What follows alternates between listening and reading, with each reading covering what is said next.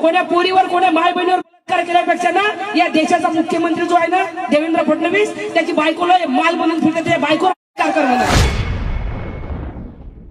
अंजली भारती यांनी केलेल्या वक्तव्याची चित्रफीत माध्यमांमधून समोर आलेली आहे.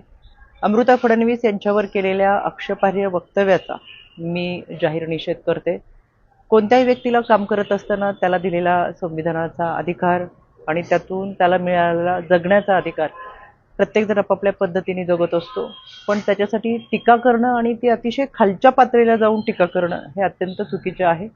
राज्य महिला आयोगाने याची दखल घेतलेली असून भंडारा पोलीस अधीक्षक आणि भंडारा जिल्हाधिकारी यांना पत्रव्यवहार करत या संपूर्ण घटनेचे चित्रफीत आणि ज्या पद्धतीचं वक्तव्य केलेलं आहे यावरती कारवाई करण्याचे निर्देश दिलेले आहेत.